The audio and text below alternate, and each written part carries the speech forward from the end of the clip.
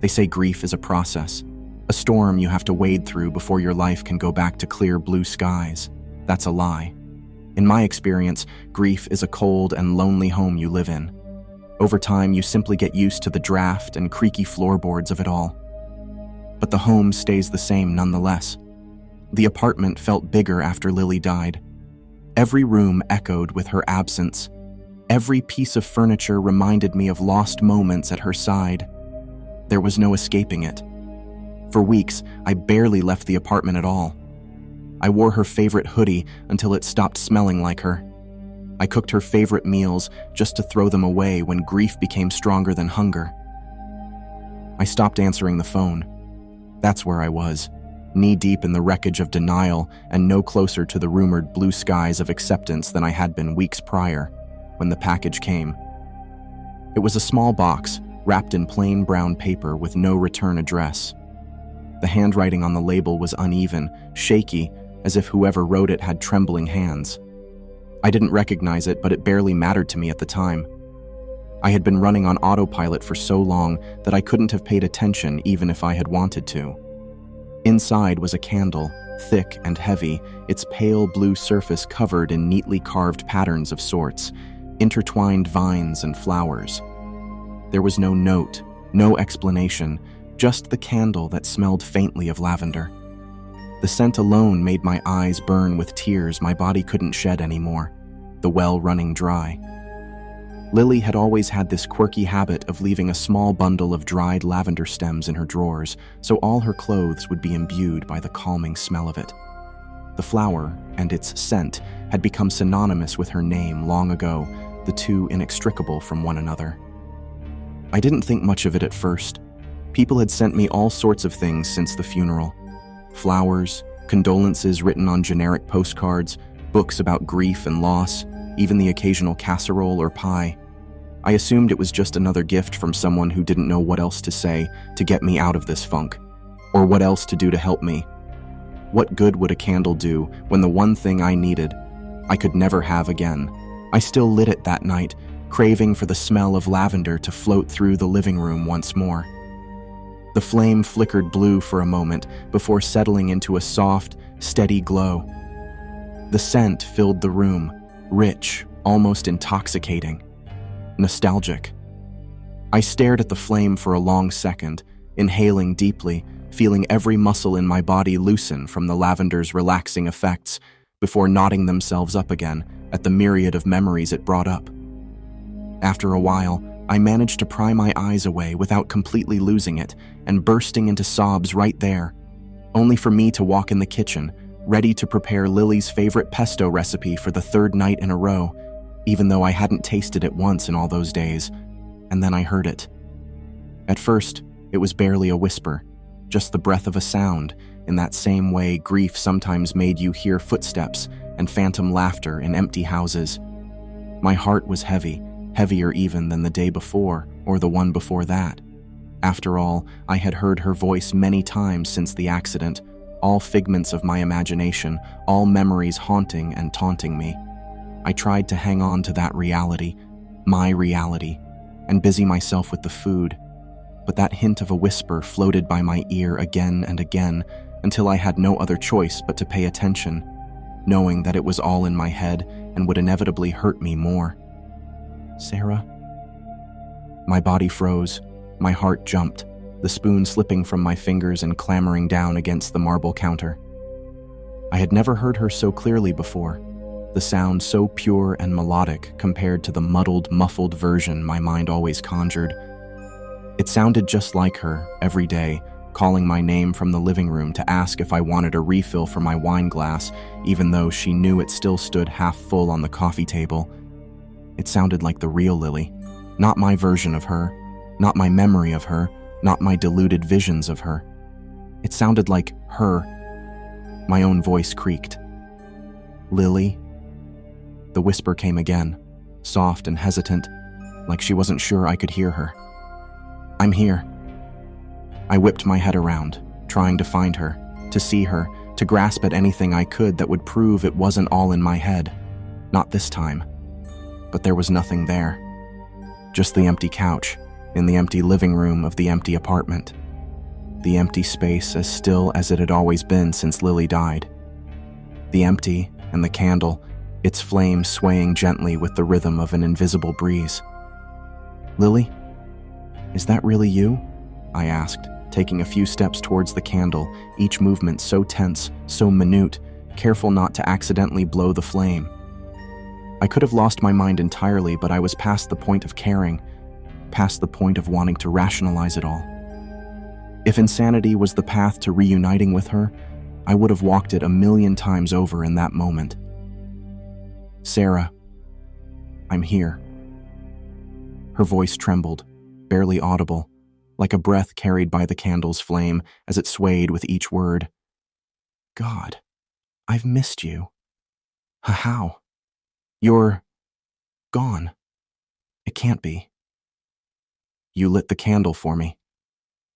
That bright chuckle of hers, the one that always punctuated her words when she thought I had said something silly, warmed the room in an instant, and my heart with it. "I don't know how, but I'm here, and I've been waiting so long to talk to you again, lovely." I didn't sleep that night. I sat by the candle, listening to her whispered words, her calling my name, or humming the tune of our favorite song. It felt like a dream, one I had had for so many nights in a row, finally seeping into reality, like I'd fallen into some half-conscious state where anything was possible, where Lily, my Lily, was by my side once more. I tried to tell myself that it was all a trick, that it was just my mind playing cruel games. I really did. But the seconds ticked by, the minutes even, and that sweet lilting voice kept on going, talking and talking about everything, anything, nothing, jokes we shared, stories we told, the way she teased me about my terrible cooking, the pet names she used when no one else was around. By the time the sun rose, I was crying. For the first time since the funeral, I wasn't crying out of despair, desperate to feel her warmth and her love once more, but because she finally didn't feel so far away anymore. For the first time in too long, she felt like she was right at my fingertips, even if I couldn't see her, even if I couldn't touch her, even if I had made it all up, my mind finally broken by grief and denial. She was with me, and nothing else in the world seemed to matter more than that. For a while after that, the days seemed to blur together a little. As I had always done, I would force myself to go about my day. My leave of absence from work had ended over a week ago, and still it was torture dragging myself out of my misery long enough not to end up unemployed. Every night when I came home, I lit the candle, and every night she spoke to me. The flame burned and danced steadily, the wax melting and the pillar shrinking slower than it should have. She told me about memories I'd forgotten, our trip to the coast, the way we got lost in that tiny town and ended up laughing and kissing in the rain.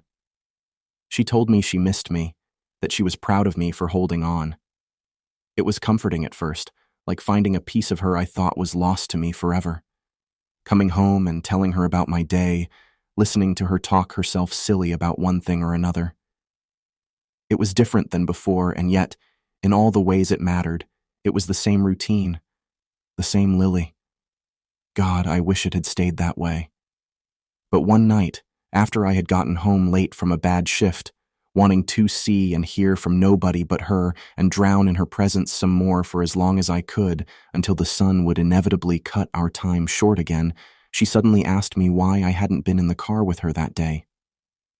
"You were supposed to be there," she said, her voice sharper than I'd ever heard it. "It was raining. You always drive on rainy days." I tried to argue, to explain that I was stuck at work, that the weather report had assured me it would be sunny for the entire weekend, that I didn't know she was going to take that road. But the words felt hollow and meaningless. I didn't want to rehash what had happened, didn't want to think about the worst day of my life all over again. What excuse could I possibly make when she was the one who had lost her life that day? Because I was late. Because I texted her to drive there ahead of me. Because I left her alone. "You didn't even call," she said, and all I could do was hang my head in shame. The next night, and the night after that, she brought up things I'd never told anyone, times I'd been too tired to join her on her adventures, times I'd secretly resented her for being so alive when I felt like I was barely holding on. She seemed so unhappy with me, so bitter. I wanted her to laugh, to make her silly jokes, to be as lively as she had always been. Before she died, I took all of it for granted, but now I couldn't bear to hear the disappointment and hurt in her voice. And yet, more and more, it was all she seemed willing to offer me. "You don't visit me anymore," she breathed one evening. I can't go to your grave, Lily. It's too much." "Too much for you?" she scoffed. "I'm the one that's buried in that pile of dirt." The candle fluttered, the flame swaying before shrinking quickly, as if mirroring Lily's temper and her tone of voice. I was so afraid it would blow itself out and Lily would be gone again. Even with the anger in her voice, even with the reproach, I needed her. Anything but the empty silence again. "You know how much I love you. It's just—" I tried to appease her. "Do I?" Her voice cut me off from thin air. "Because you weren't there that day, Sarah. You should have been with me on our anniversary, and you weren't." I could feel my breath catching, my throat seizing and closing around the guilt that obstructed it. She was right. It didn't matter that I hadn't known that night would turn out the way it did. When it mattered the most, I hadn't been there. I was a horrible person and an even worse partner. I had always known that. It hurt to hear she had known it too. "I knew you wouldn't be there," she whispered before her voice disappeared. I didn't hear from her again that night. I was beside myself. I had no time to give myself pity, to feel sorry for what had been said to me, for the truths I had to come to terms with. I was too terrified that I would never hear her again, that she would never come to me again. All I wanted was her voice, always and forever. I needed it more than I needed air, more than I needed sanity. Little did I imagine that I could ever regret this wish being granted. She did come back after that night. Every time I lit the candle, she was there. Every time she talked, and every day her words would hurt a little more, and even then I couldn't bring myself to think it wasn't all worth it. "You used to hate me, didn't you, lovely?" she asked once. "How free-spirited I was, how I lived life." "What? No, I loved that about you. Don't lie to me, Sarah. I saw the way you looked at me. You thought I was selfish, reckless." Her voice sounded so bitter, so malicious almost, as if she started to enjoy seeing the hurt each word marked on my soul. "You didn't say anything because you wanted me to love you, but deep down, you thought I'd burn out, didn't you? You thought I'd ruin myself." I hiccuped between sobs. "Stop it. You're twisting things. Do you remember the last thing you said to me?" I said I loved you." I managed to form the words. She clicked her tongue, or at least it sounded like it, as if she was chastising a kid for getting an answer wrong. For lying. "No, Sarah. You told me I was a burden. You told me I was too much." My head spun, my heart racing as I tried so hard to remember. I had done my best to forget that day completely, to expunge from my memory the moment I had received the call about the accident and the blur of moments that followed. We had had a fight that day, and I barely recalled what it was about anymore. It didn't seem to matter when it had become too late for me to tell her how sorry I was. "I didn't mean it like that. I was just upset, Lily, please." "You meant every word," she spat. I replay them in my head every second I'm down here. "Why can't you just take care of yourself for once, Lily?" That's what you said. That's how you left me. Stop it. Stop it, please."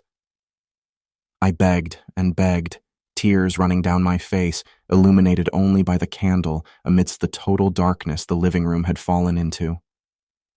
"I'm telling you the truth. You didn't love me. You tolerated me, pitied me." Lily's voice seemed to sigh, a mocking sound, as if she was the one pitying me now, looking down on me like she felt I had looked down on her. It was easier to let me die than to watch me live, wasn't it? By the third week, I was afraid to light the candle, to hear her accusations, knowing all of them were true, even the ones I didn't believe. She couldn't be wrong about me. She had always known me better than anyone. Day after day, I became more horrified about the person she thought I was, and more terrified still that this angry, evil version of her was slowly tainting the image of my Lily that resided in my mind, completely. Still, I couldn't stop myself. Her voice was like a drug, and I was too far gone to pull away. The whispers grew darker, angrier. She accused me of things I didn't remember, things I didn't believe I could do. She said she could see me from wherever she was, that she watched me every day, that she knew the thoughts I tried to bury, that I couldn't escape what I had thought, what I had done, more than I could escape her.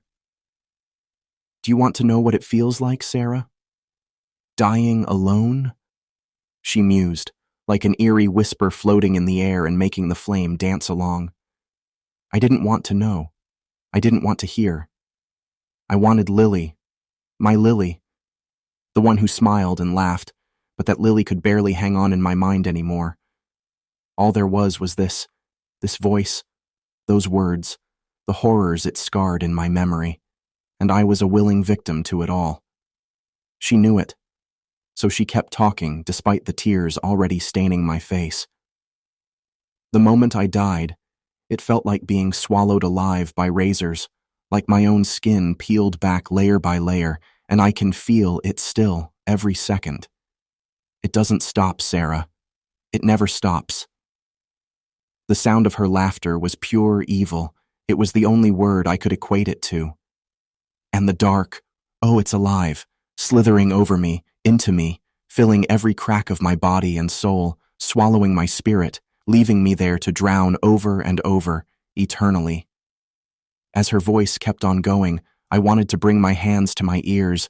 I wanted to stop the words. I didn't want to hear it anymore, to imagine the torture she suffered while I wallowed in my own self-pity for the last few weeks since her death. But Lily was unrelenting. She wanted me to know. She wanted me to hurt. And do you know what the worst part is? It's not the pain. It's not the suffocating dark. It's the way I remember. The way I see you, alive, moving on while I'm rotting, Sarah, because of you. And every time you light this candle, it pulls me back through it, all of it. You're the one twisting the knife over and over. I won't light it again. I won't do it anymore. Please, I yelled at the top of my lungs. I couldn't bear the thought. I couldn't have more of her pain on my hands. I didn't care if the neighbors heard me, if they thought I had gone insane. For all intent and purposes I had, I just wanted it to stop. Don't you dare, let me go. The sound roared in the entire apartment, deafening, guttural, and absolutely horrifying. It wasn't her voice, not the sweet lilt of her tone, not the gentle inflection she always used on the wrong syllable, not the faint Swedish accent she could never quite get rid of. It wasn't my Lily. It sounded like pure evil, like the pits of hell groaning and moaning as they opened, all condensed into one voice. The wax began to bubble and hiss, spilling over the edges of the candle and onto the white surface of the coffee table. I had never noticed before how the wax never ran down the length of the candle this whole time. I chose not to see it, how unnatural it was.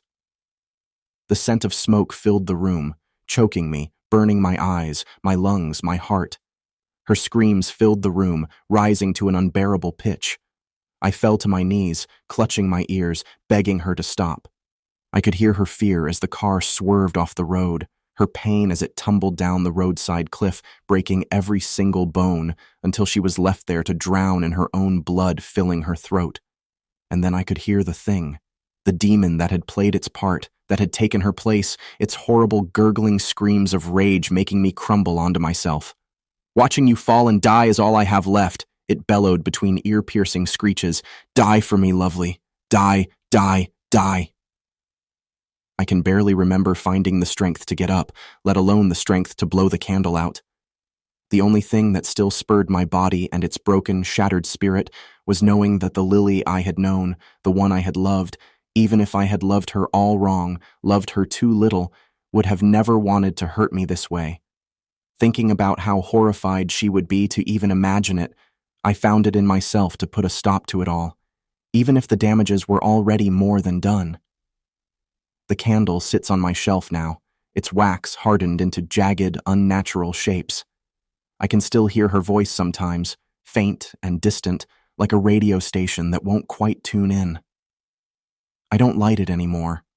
I don't think I could survive hearing the screams, but no matter how hard I try, I never can bring myself to get rid of it completely.